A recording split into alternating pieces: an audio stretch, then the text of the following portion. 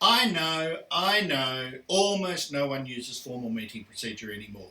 I understand. And I agree with you. Except there's some places that do use formal meeting procedures. Local government tends to use formal meeting procedure. A lot of community not-for-profit groups use formal meeting procedure still. But what's more common is what I call a hybrid meeting, and that is where there's a little bit of formal meeting procedure and a lot of informal meeting procedure. In this video, I'm going to explain how you can blend the two and make a hybrid meeting really work. So let's go through. We're going to use the railway line principle that we talked about before. First of all, you've got your agenda railway line. You don't talk about anything except the agenda. Once the meeting opens, then that's it. When you get to an issue, let's say you get a motion in a formal meeting. So that's a separate railway line, and that's all you talk about. But what do you do in a hybrid meeting where you're not moving motions? Well, it's just the same. We're over here on our main agenda railway line, and someone makes a suggestion. We're now on the suggestion railway line. It's exactly the same in principle as someone having moved a motion, because a motion is nothing more than a suggestion. So what about a seconder? Well, in a formal meeting, you'd have a seconder. But what is the role of the seconder? It's only to demonstrate that there is some support for the motion, so it's worth proceeding.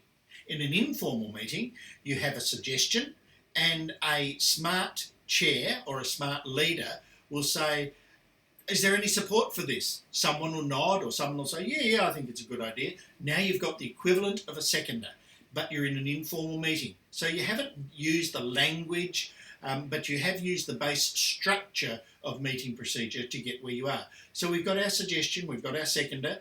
In a formal meeting, you'll now ask for a speaker against, and a speaker for, and a speaker against, and a speaker for, and so on. In an informal meeting, you'll generally just open it up for discussion.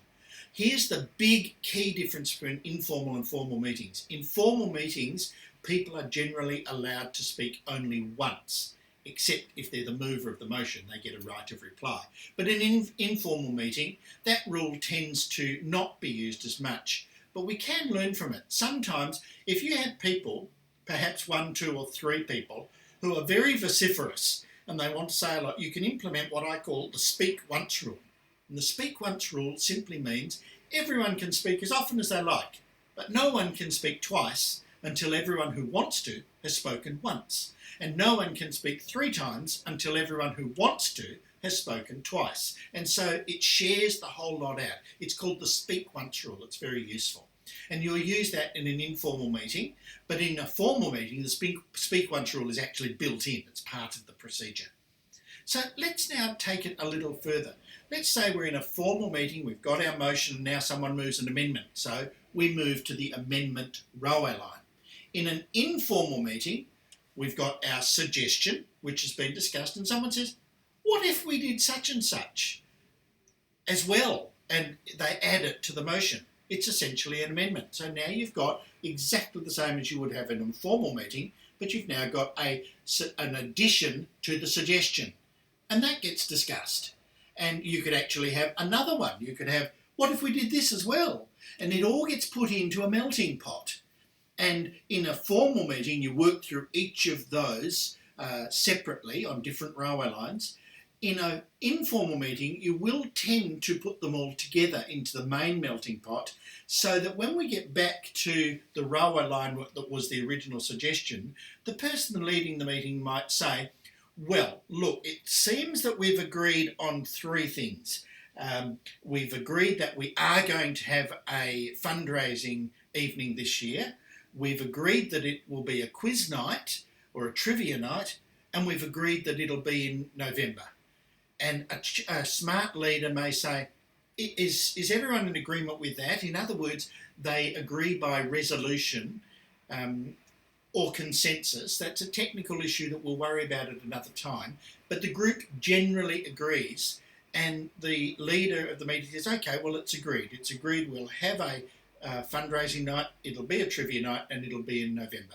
So if everyone's agreed, we'll capture that in the minutes. And then on our railway line principle, we move back to the agenda and we continue.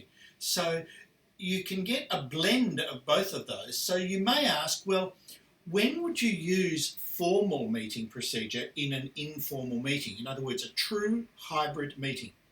Well, there's a couple of ways. The first is if you're making a major financial decision, then it's worth recording that as a motion and get a seconder and have a vote. Then it's recorded of how much support there was for that particular motion.